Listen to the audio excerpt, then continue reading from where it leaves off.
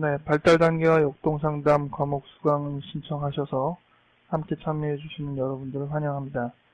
오늘부터 우리가 12주 동안 이 발달 단계와 역동 상담에 대해서 함께 공부해 나가도록 하겠습니다. 오늘은 그 첫 시간인 총론 시간인데요.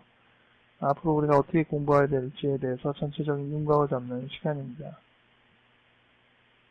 오늘 학습 목표 한번 같이 볼까요? 인격의 발달은 인생의 전 과정을 통해서 일정한 순서의 발달 단계를 거쳐 이루어진다는 정신분석적 발달 이론의 전제를 이해하는 것이 목표가 됩니다. 둘째, 내담자의 현재 문제나 증상이 그 인생 과정을 통해 형성된 그 심리 역동으로부터, 정신 역동으로부터 일어난다는 사실을 이해합니다. 우리가 이번 교과 과목은 그 삶의 주기, 발달 단계 한 단계 한 단계를 거치는 부분과 또 지금 현재에서 상담의 그 주제가 되는 어떤 문제들이 연결이 되어 있다는 것을 배우는 시간입니다.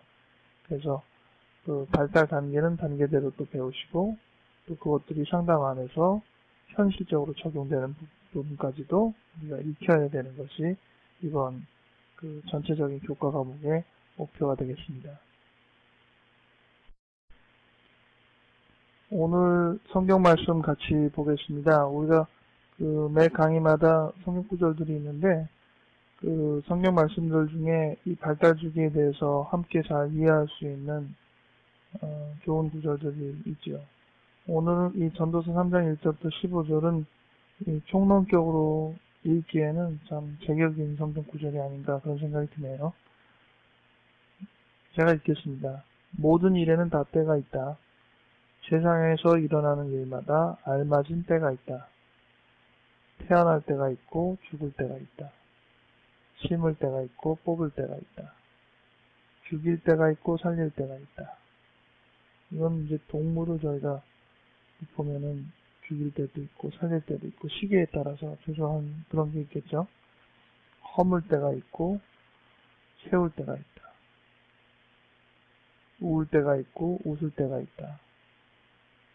통곡할 때가 있고 기뻐 춤출 때가 있다. 돌을 흩어버릴 때가 있고 모아들일 때가 있다. 껴안을 때가 있고 껴안는 것을 삼가할 때가 있다. 찾아 나설 때가 있고 포기할 때가 있다. 간직할 때가 있고 버릴 때가 있다. 찢을 때가 있고 꿰맬 때가 있다. 말하지 않을 때가 있고 말할 때가 있다. 사랑할 때가 있고 미워할 때가 있다. 전쟁을 치를 때가 있고 평화를 누릴 때가 있다. 참 때가 많군요. 상당히 대비되는 구절들이죠. 이게 두 구절씩 서로 상반되는 부분들을 갖는데 그것들이 그 때가 있다는 것을 여러 번 이렇게 반복해서 좀 의미들을 우리가 눈에 여겨지시죠? 계속 보겠습니다. 사람이 애쓴다고 해서 이러한 일에 무엇을 더 보탤 수 있겠는가? 이제 보니 이 모든 것은 하나님이 사람에게 수고하라고 지으신 짐이다. 하나님은 모든 것이 제 때에 알맞게 일어나도록 만드셨다. 제 때가 있다는 부분, 그리고 그것이 우리가 이렇게 저렇게 해서 좌지우지되지가 않는다는 부분. 더욱이 하나님은 사람들에게 과거와 미래를 생각하는 감각을 주셨다. 그러나 사람은 하나님이 하신 일을 처음부터 끝까지 다 깨닫지는 못하게 하셨다. 우리가 그 때를 통해서 여러 가지를 가늠하고 예측할 수 있는 능력은 배우긴 했는데 그것이 하나님의 모든 것들을 다 가늠할 수 있을 정도의 역량은 안 되는군요. 이제 나는 깨닫는다. 기쁘게 사는 것, 살면서 좋은 일 하는 것, 사람에게 이보다 더 좋은 것이 무엇이랴. 사람이 먹을 수 있고 마실 수 있고 하는 일에 만족을 누릴 수 있다면 이것이야말로 하나님이 주신 은총이다. 이제 나는 알았다. 하나님이 하시는 모든 일은 언제나 한결같다. 거기에다가는 보탤 수도 없고 뺄 수도 없다. 하나님이 이렇게 하시니 사람은 그를 두려워할 수밖에 없다. 지금 있는 것 이미 있던 것이고 앞으로 있을 것도 이미 있는 것이다. 하나님은 하신 일을 되풀이하신다. 이 삶을 주기라고 부르는 것이 얼마나 합당한지 모르겠어요. 불교적인 윤회나 이런 개념은 아니지만은 굉장히 많은 부분에서 반복되는 일이 있고, 또 그 부분에 대해서 하나님이 하나하나를 계획하신 것이 있는데, 그것들을 탈피하기 어렵다라는 것은 우리가 신이 없어도, 신에 대한 부분들을 인정 못해도 이 인생의 어떤 부분에서 운명을 탈피할 수 없다. 이런 식으로 흔히 사람들에게 설명되는 어떤 요인과 흡사하지 않나 이렇게 생각이 듭니다. 우리가 이 발달 단계를 배울 때도 그런 부분들을 우리가 이제 접하게 될 거예요. 중요한 때가 있는데 그때가 아니면은 그것을 충분히 다룰 데가 없습니다. 그래서 그때를 굉장히 잘 그 시기에 맞게 보내야 되는데 그렇지 못하면은 그것이 이제 두고두고 문제가 발생을 하는 겁니다. 그런 부분에 대해서 우리가 상담을 통해서 이제 다루게 되는데 그러한 이제 선 이해가 있으면 우리가 이 문제를 잘 다룰 수가 있겠죠. 전도서 3장 1절부터 15절의 말씀들을 생각하면서 때에 대한 우리가 이제 12주 동안 이 때에 대한 그 생각을 유독 많이 해야 되는 시기가 아닌가 그런 생각이 듭니다. 교환을 보시면은 기독상담의 기초를 강의를 들으신 분은 그 12주 강의 중에 앞부분에 삶의 주기와 관련된 그리고 이제 청소년 그리고 이제 성인 이런 부분과 교환이 상당히 같다라는 것을 알 수 있을 것입니다. 대부분의 교환에서 중복되는 교환들은 기독상담의 기초 부분들을 그대로 땄습니다. 그것이 여러분들한테 반복하는 효과가 있어서 좋으리라고 생각하기 때문에 기본적으로 같은 교환들을 사용했습니다. 조금 더 심도 있게 다루긴 하겠지만은 같은 교환을 더 이렇게 운영하시면서 배웠던 내용들을 좀 더 이렇게 확인하시는 작업들을 하시는 게 좋을 거라는 생각이 듭니다. 서론적으로 이제 우리 신앙생활에서 과거의 중요성. 여러분들은 어떻게 생각하십니까? 우리의 신앙생활에서 이 과거는 어떤 가치가 있습니까? 되게 이제 신앙생활을 할 때 과거, 뒤의 것은 잊어버려라 이런 말씀이나 이전 것은 지나갔으니 보라 새 것이 되었도다 이런 말씀을 통하여서 우리는 과거는 이제 없어질 것, 버릴 것 이러한 맥락의 어떤 성경 구절들을 접하게 됩니다. 그래서 많은 사람들이 과거는 이미 지나갔고 의미가 없다라고 생각하게 되는 경우가 있는데 그것은 신앙생활에서 그런 몇 가지의 구절들을 너무 전체적으로 설명하게 된 부분에서 갖는 오해 중에 하나입니다. 신앙생활에서 과거만큼 중요한 것이 없고 되씹을 만한 게 없고 굉장히 중요하죠. 쉽게 얘기해서 우리가 성경만 해도 구약시대와 신약시대 얼마나 옛날 과거입니까? 근데 그 과거를 우리가 매일 보시면서 현재 적용하지 않습니까? 결국 이 신앙생활에서의 과거는 그냥 잊혀버릴 것이 아니라 되씹어야 될 부분이라는 것입니다.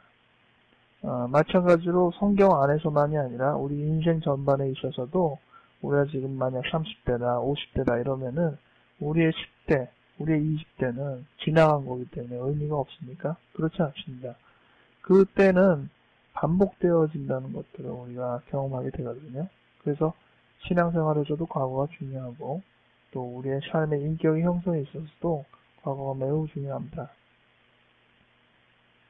또 인간 이해와 하나님의 이해와 생각해보면 상당히 흡사한 부분들이 많이 있어요. 우리가 하나님을 아버지라고 부르는 것도 또 하나님에 대한 어떤 존재를 이해하는 것에 있어서 우리의 인간관계의 틀을 이용하는 것이죠.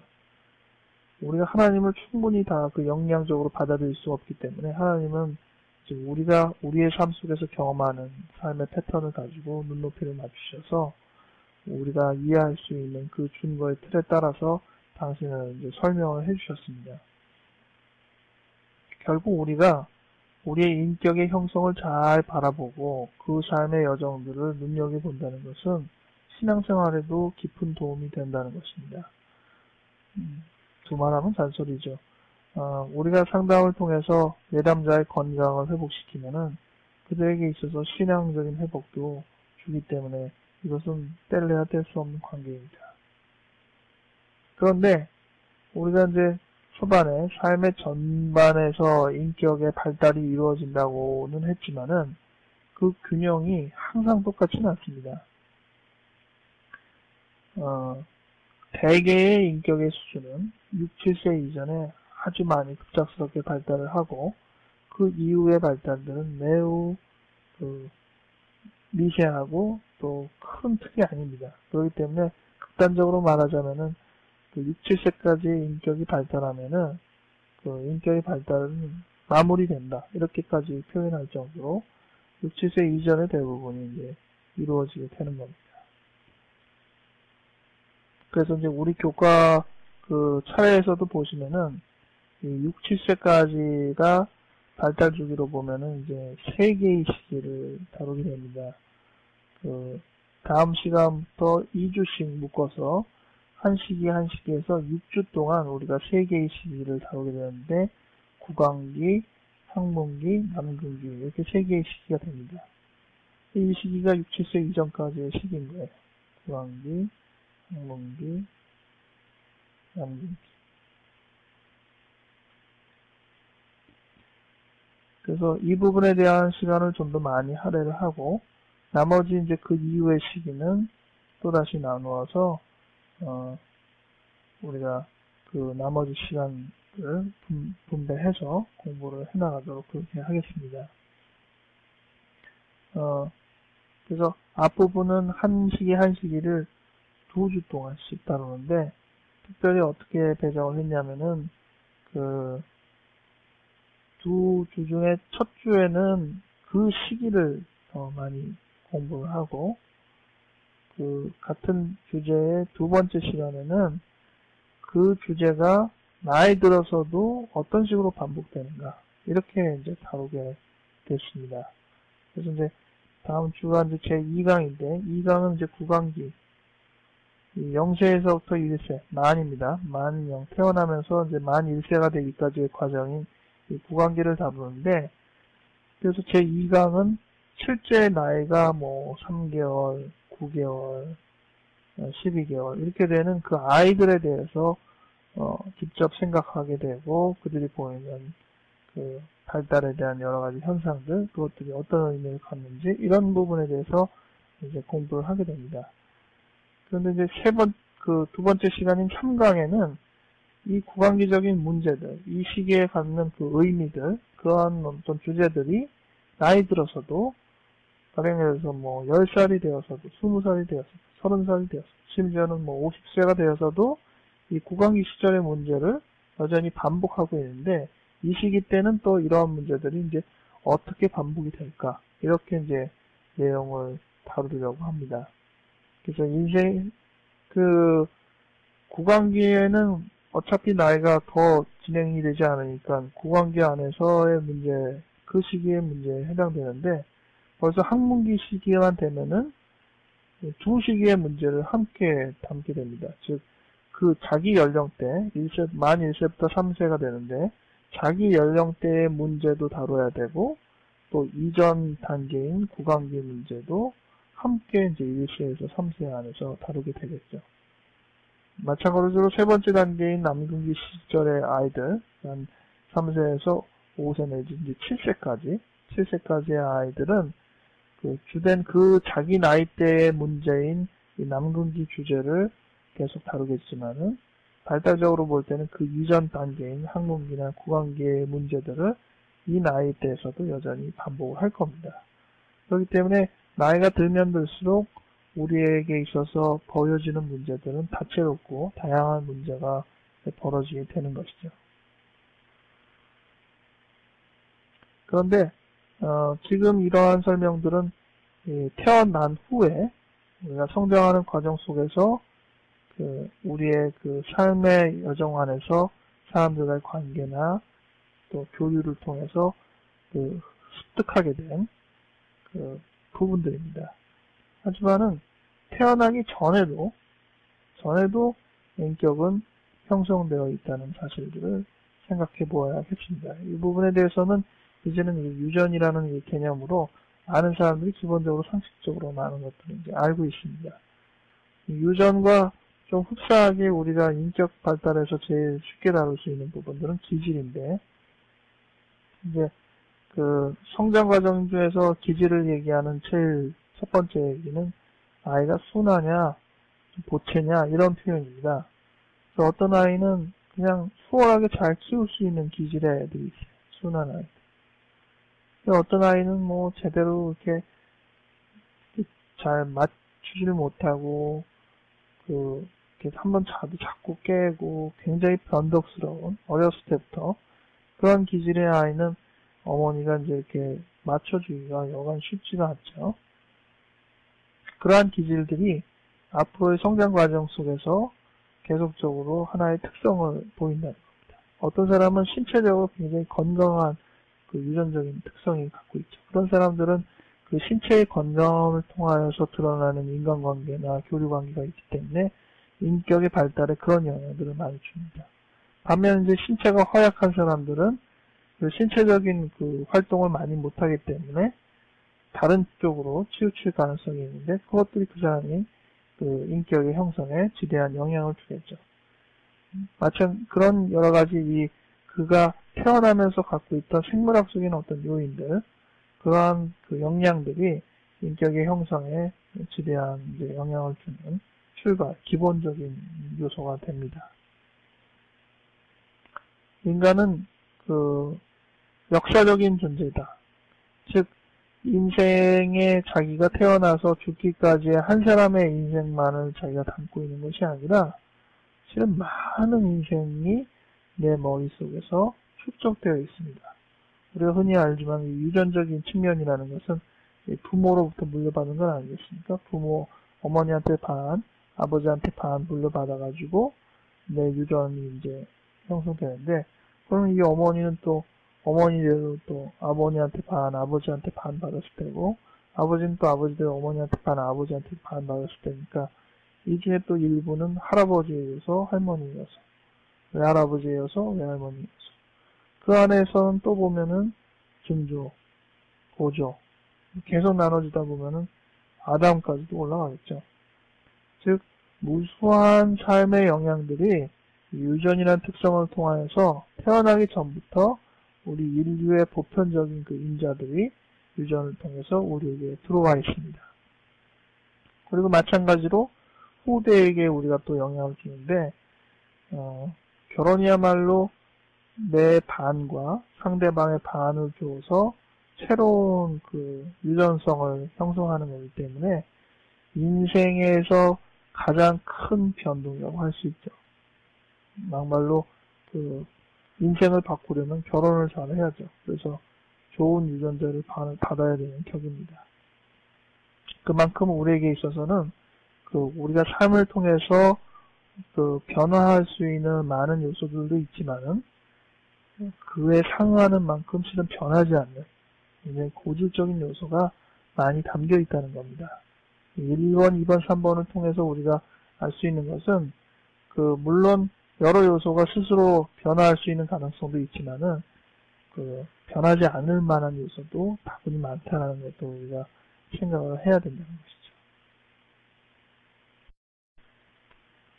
인간의 발달 단계에 대해서 많은 학자들이 이제 연구를 했습니다. 우리가 그 학자들의 이론을 기본으로 하여서 발달 단계에 대한 설명들을 하게 될 수 있는데, 가급적이면 제가 그 시간 안에서는 전문적인 용어들은 좀 피하려고 합니다. 오늘 정신분석 이론이라고 이제 전문 과정에서 들어가면은 그 조금 더 이론에 치중한 전문 용어에 치중한 그런 교육들을 받기도 하는데, 지금은 이제 훈련학교 과정이고 2단계 과정이기 때문에 그 개념들을 다 같이 다루긴 하되, 그것들을 이렇게 전문 용어라는 틀보다는 조금 더 일반적인 표현으로 해서 자연스럽게 설명하는 그런 방식을 좀 취하려고 합니다. 그래도 우리가 그런 용어가 있더라라는 것들은 한두 개는 좀 접하고 넘어가긴 해야 되는데, 우리가 이제 이 발달 단계를 공부하는 데 있어서 중요한 틀이 지금 적혀 있는 몇 가지들이에요. 그 중에서 이제 첫 번째, 두 번째가 가장 중요하죠.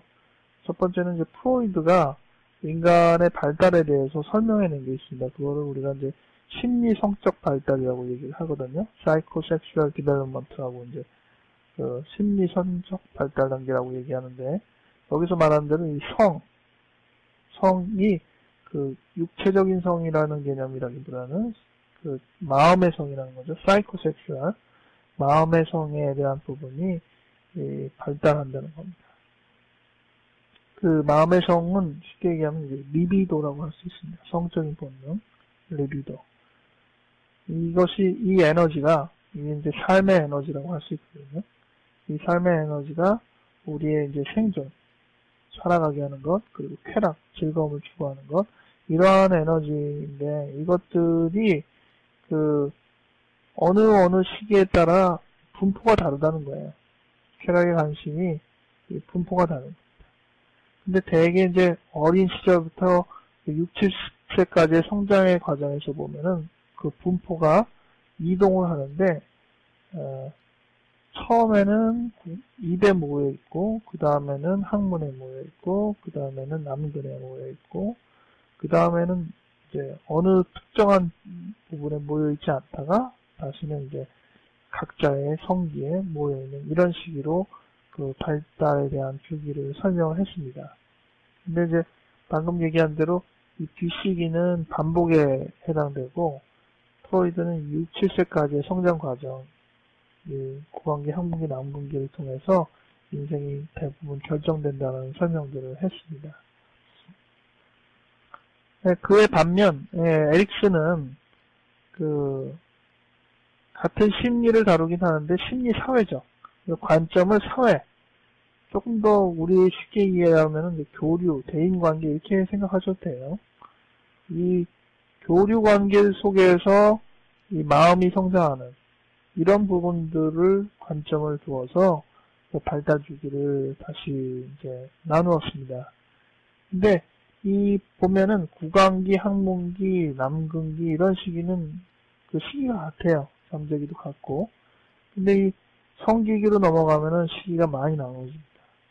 그래서 프로이드는 5단계였는데 하나, 둘, 셋, 넷, 다섯 해가지고 5단계였는데 그 에릭슨은 이제 8단계 이론, 3단계가 더 많죠. 그것도 이제 성인기 시기를 더 자세하게 나누어져서 그렇습니다. 그러니까 에릭슨 입장에서는 그 프로이드보다는 조금 더 그 이후의 단계의 발달에도 관심을 많이 기울인 것이죠. 하지만은 상대적으로 볼 때 확실히 뒷시기는 앞시기보다 발달적인 변화가 좀 적은 시기라고 할 수 있습니다. 그 외에도 우리가 생각해야 될 몇 가지 이론의 핵심들이 있어요. 이제 피아제, 우리가 이름들은 많이 들어보셨죠? 피아제는 인지, 사람의 생각, 그리고 그 판단, 이러한 것과 관련된 인지 발달에 대한 연구를 상당히 깊이 있게 한 학자입니다. 그리고 스턴이라는 학자는 그 인간의 자기에 대한 이해, 자기라는 존재를 어떻게 생각하고 그것들을 어떻게 표현하느냐 이런 부분에 대해서 발달 단계를 연구했던 또 학자고요. 또 마가웨트 말러라는 학자는 대상관계 이론의 아주 전문가인데 분리개별화, 그러니까 아이가 성장하는 과정 속에서 어머니와의 교류를 통해서 어머니로부터 독립된 존재로 서서히 분리되고 또 자기 하는 사람으로서의 그 개별성을 유지하게 되는 동전의 앞뒤와 같은 이 분리개별화 특성들을 연구한 학자입니다. 그래서 이러한 다양한 학자들의 이론들을 우리가 다 고려를 해서 시기별로 우리가 생각을 해보고 그 시기의 중요한 문제들, 그리고 그것도 이제 인생 이후로도 어떤 식으로 반복되는지 이러한 부분들에 우리가 관심을 기울이려고 합니다. 발달을 공부하면서 우리가 이제 일단 기초적인 어떤 화두와 같은 질문을 던질 수 있는데, 인간은 변하는가? 이런 이제 질문을 해볼 수가 있죠. 답은 간단합니다. 인간은 변하기도 하고 변하지 않기도 합니다.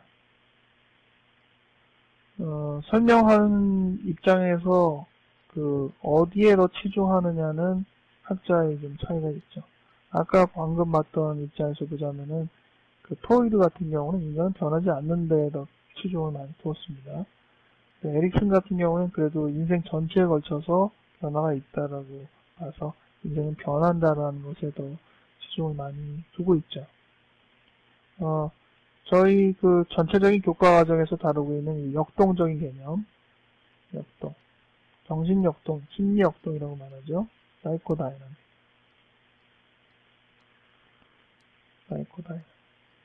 이 정신역동의 관점에서 보면은 인간은 과거에 묶여있는 존재다라는 개념을 언급하고 있습니다. 프로이드적인 관점이 훨씬 더 조금 더 우위를 차지하는 관점으로 우리가 설명을 많이 하게 되죠. 어느 정도 잘 조합을 해서 골고루 이해를 해야 되겠지만은 여러분들이 교과 과정을 쭉 따라가는 동안에는 인간이 변하지 않는 면들, 과거에 묶여있는 부분들, 이 부분에 대해서 조금 더 깊이 있는 관점을 흡수하시는 게 좋지 않을까라는 생각이 듭니다. 이게 이 6, 7세 이전의 발달이 대부분 형성되고 변형하지 않는 것이 진리다. 이게 원칙이라는 겁니다. 인간은 과학적으로 볼 때도 확실히 많은 부분들이 이 인생의 초기에 성장이 되고 그것들을 앞으로는 계속 소진해가면서 살아가는 존재라는 것이죠. 근데 우리가 이제 신앙 안에서는 이 거듭남, 다시 태어남에 대한 어떤 표현들을 많이 하지 않습니까? 이건 그러면 심리학적으로 어떻게 이해되는가? 심리학적으로는 이해될 수 있는 부분이 없다는 것입니다. 새로 태어난다는 것은 불가능합니다. 이건 그야말로 이제 니고데모식 발상 아니겠어요? 니고데모가 그렇게 생각하지 않았습니까? 인간은 어떻게 뱃속으로 다시 들어가서 태어나는 수도 없는 존재인데 어떻게 인간이 다시 태어날 수 있겠습니까? 그게 진리인 거예요. 이 세상의 진리죠. 그런데 예수님께서는 그걸 너무 기이하게 생각하지 말라. 성령으로 말미암지 않고는 아버지께로 물과 성령으로 새로 태어나지 않고는 아버지께로 갈 자가 없다. 즉, 이 거듭남이라는 것은 이 인간의 신체적인 그리고 심리적인 발달의 수준이 아닙니다. 그것을 넘어서는 다른 차원의 부분이고, 인간이 거듭난다고 해서 신체적으로 그리고 심리적으로 완전히 새로운 존재가 되지 않는 것 또한 진리입니다. 그거는 여러분들이 잘 알지 않습니까? 여러분들이 거듭났다고 해서 다 모든 신체의 질병이 사라지는 것도 아니고, 거듭났다고 해서 자기가 공부 못하는 사람이 갑자기 공부 잘하는 것도 아니고, 우리의 유한함, 그리고 심지어는 우리의 죄성까지도 늘 어떤 정욕에 약한 사람이 구원받은 이후에도 늘 정욕에 약하고, 또 명예욕에 약한 사람이 늘 또 구원받은 이후에도 명예욕에 약하고, 심지어는 그 명예욕을 가지고 교회 내에서도 계속 그걸 가지고 싸우고 그걸 쟁취하려고 노력하고 그런 성향들을 우리가 보지 않습니까? 이러한 것들이 인간이 갖고 있는 신체적인 특성, 정신적인 특성이라는 것들을 우리가 잘 알아야 된다는 거죠. 그거를 우리가 부정한다면은 오히려 우리가 또 인간에 대한 몰 이해를 가져오고 잘못된 이해를 가져온다는 것입니다. 그래서 우리가 과정을 공부하는 동안은 정말 인간이 왜 이렇게 변하지 않는가에 대한 어떤 틀을 잘 이해했으면 좋겠습니다.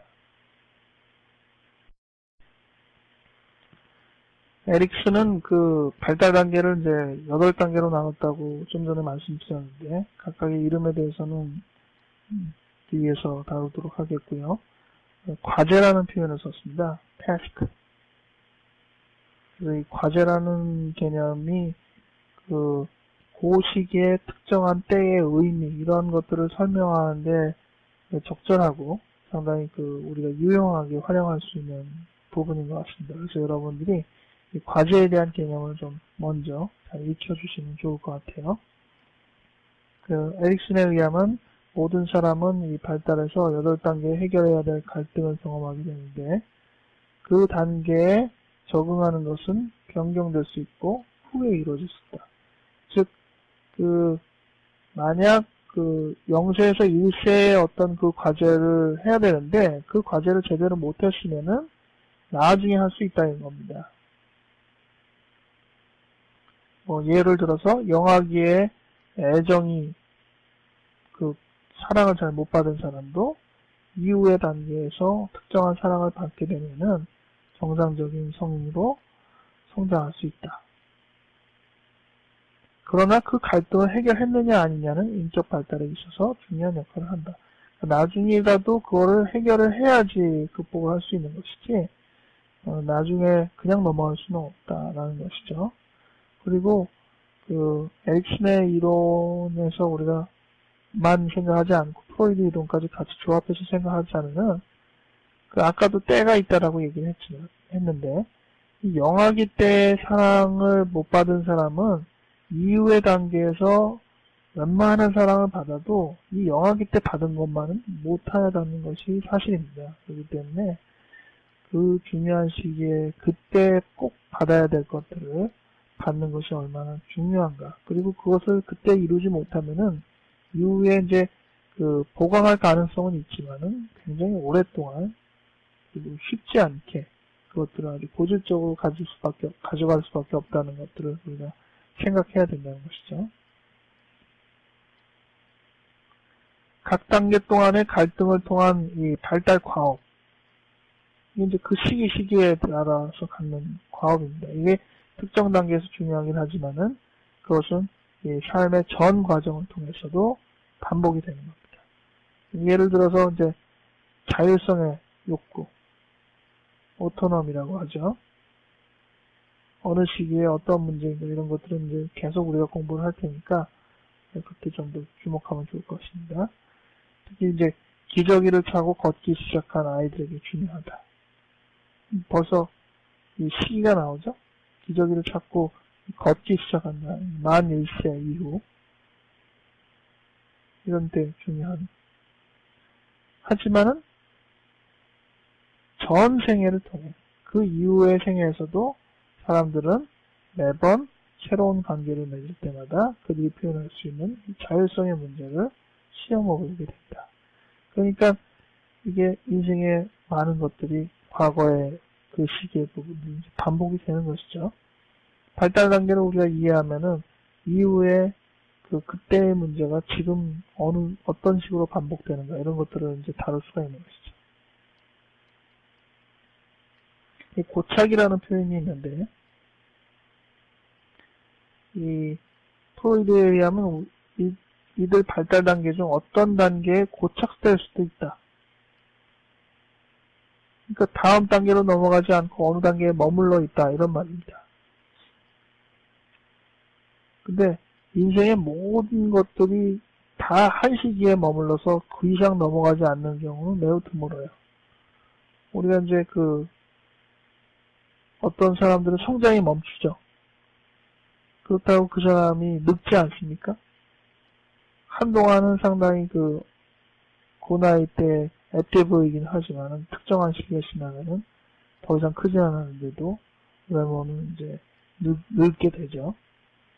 마찬가지로 어떤 단계에 고착된다는 것은 모든 게 다 그렇게 머물러 있다는 게 아니라 특정한 것은 진행을 하는데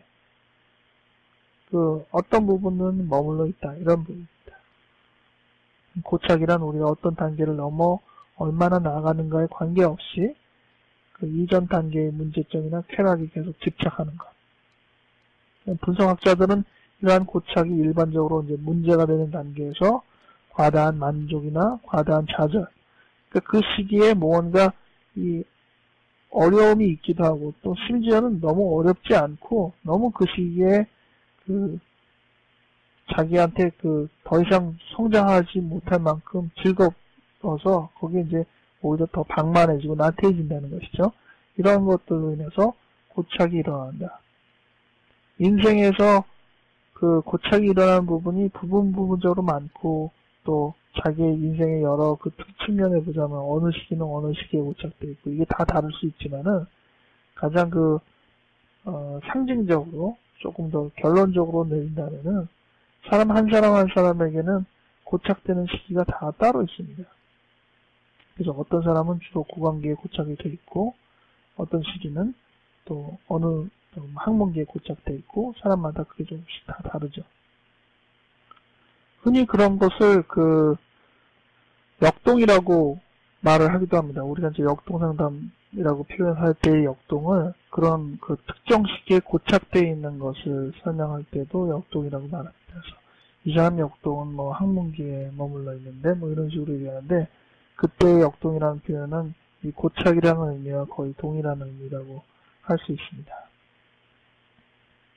이 과제의 의의가 무엇이냐? 과제는 이 시기별로 독특한 부분에 대해서 취약성이 있는데 이는 이후의 인생에서 반복된다. 이러한 면을 충분히 이해하고 이 상담의 주된 관심 영역을 두는 것이 바로 역동상담입니다.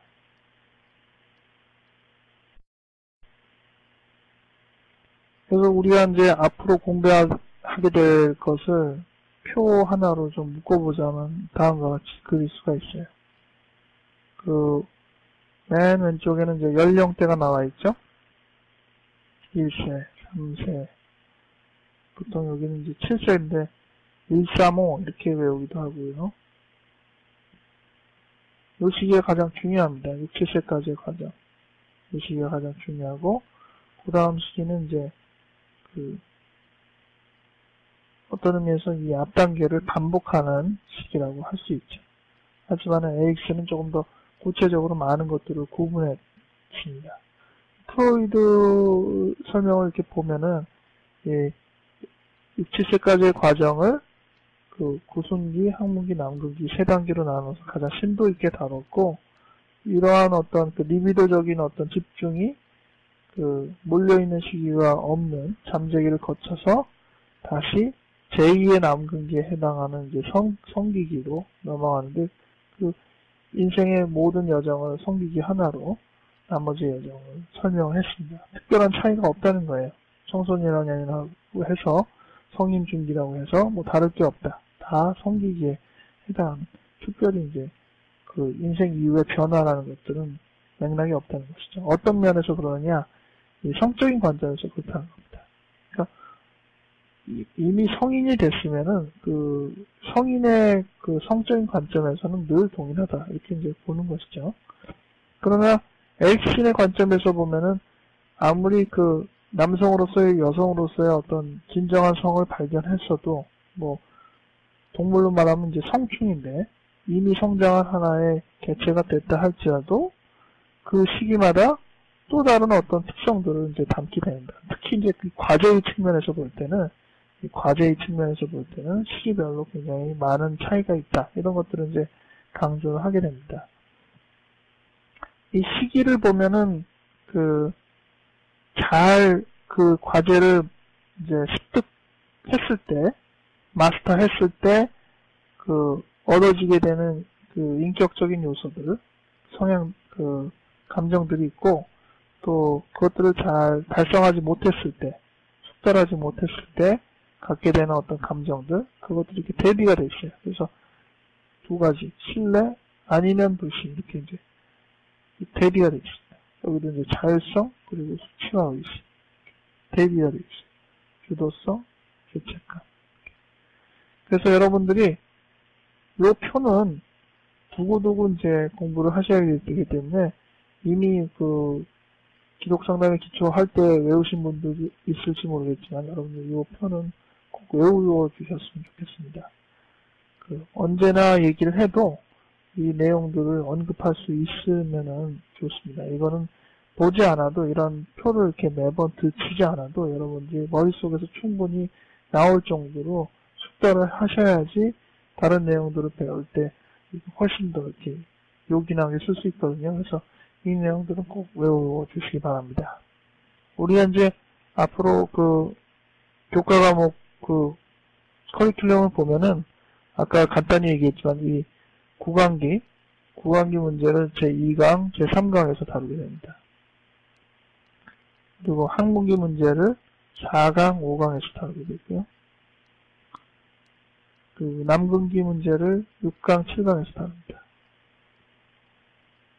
그리고 8강에서는 학년기, 이 초등학교죠. 초등학교 과정의 문제를 다루고, 9강에서는 청소년기, 중고등학교죠. 중고등학교 시기의 아이들의 문제를 다룹니다. 그리고 10강에서는 성인 초기, 20, 30대죠. 20, 30대. 42 전까지. 이 시기의 문제를 다루고, 그 다음 성인 중기, 중년기라고 부르죠. 중년기. 40을 이제 넘어선 인생의 가을이라고 하는 중년기 문제를 제11강에서 다루고, 마지막 제12강에서 노년기를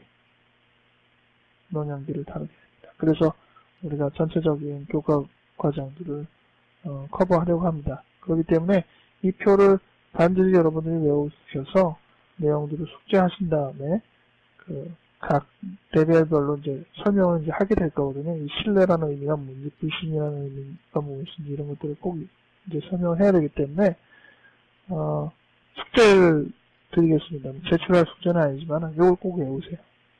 여러분들 중에 영어가 익숙하신 분은 영어도 외우세요. 영어도. 그래서 이 용어 하나하나가 굉장히 큰 많은 의미를 아주 많이 함유하고 있습니다. 그래서 이 개념들을 잘 숙달하시면은 여러모로 이제 여러분들이 도움이 되실 거예요. 그래서 이 표는 꼭 외우시기 바랍니다. 네, 우리가 역동상담, 발달 단계와 역동상담이라는 제목으로 내용을 다루기 때문에 마지막으로 역동상담에 대해서 간단히 얘기를 하고 오늘 총론 내용을 간단히 마치도록 하겠습니다. 역동상담이란 우리 인생의 현재의 문제를 다루는 여러 가지 상담 기법 중에서 특별히 지금의 문제를 이해하고 지금의 문제를 다루기 위해서 그의 과거를 들여다보는 기법을 의미하고 있습니다. 즉, 지금의 문제를 본질적으로 잘 이해하기 위해서는 그의 과거가 반드시 거론이 되어야 한다는 것입니다. 역동상담은 그렇다고 해서 지금은 잘 듣지도 않고 무조건 과거만 들으려는 그러한 시도를 할 수는 없습니다. 왜냐하면은 역동상담은 현재의 문제를 다루기 위해서 하는 거기 때문에 현재를 일단 잘 듣는 게 필요하죠. 그리고 그의 과거의 문제를 또 들어서 둘 간의 연결을 찾아주는 것이 역동상담의 중요한 원리가 됩니다. 즉, 지금의 문제, 현재의 어떤 문제, 그리고 과거의 어떤 경험, 그것들 간의 연결, 유사성들을 찾아주는 것이 역동상담의 원리에 해당이 되는 겁니다.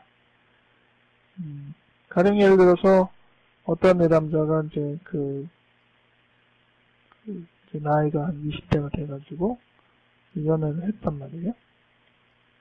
근데 이제 헤어졌습니다. 절교를 선언하게 되고 둘이 이제 헤어지게 됐어요.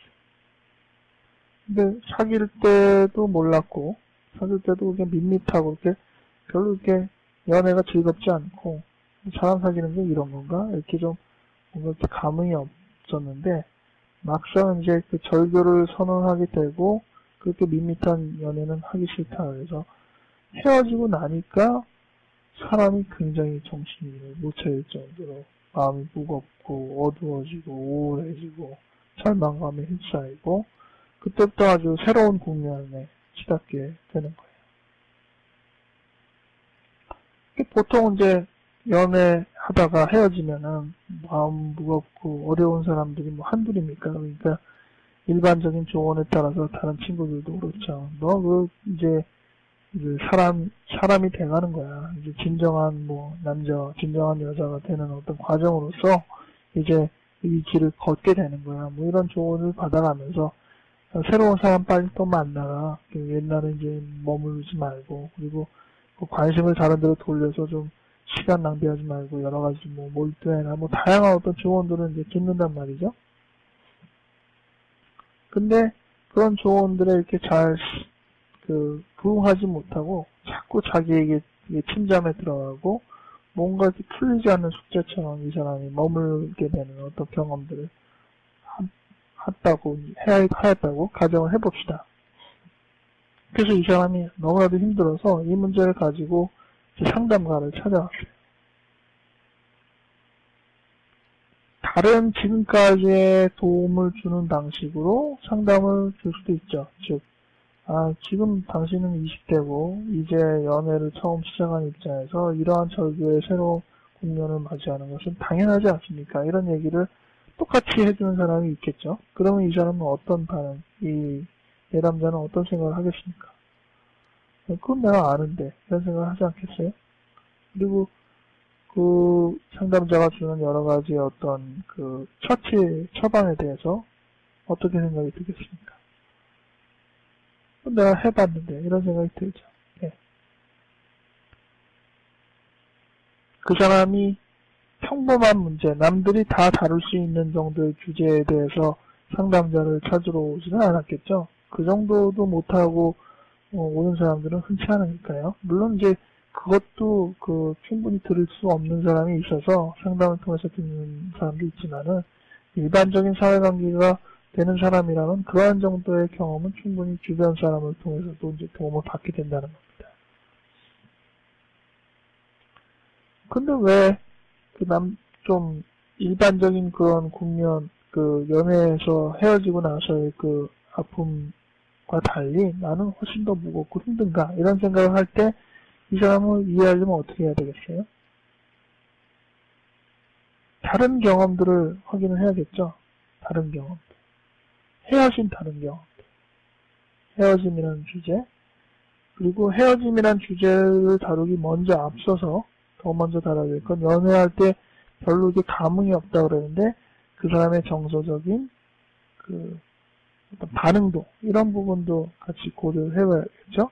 그리고 그것이 이성과 동성 간에는 또 어떤 차이가 있는지 이러한 것들도 살펴봐야 되고 또 그 상대와 왜 교제를 시작했는지 이런 것도 이제 생각을 해봐야죠. 그냥 남들은 다 연애한다는데 나는 나이도 되는데 연애도 못해보면 어떡하나 이렇게 해서 했는지 마음에도 안 드는 상대인데도 불구하고 또는 이제 그 상대가 처음에는 참 마음에 들었는데 사귀면 사귈수록 매력이 없다고 느꼈는지 신선함이 많이 떨어졌는지 이런 어떤 여러 가지 이유들이 있을 텐데 그런 것들을 다 들어봐야 되겠죠. 근데 이러한 것들이 지금의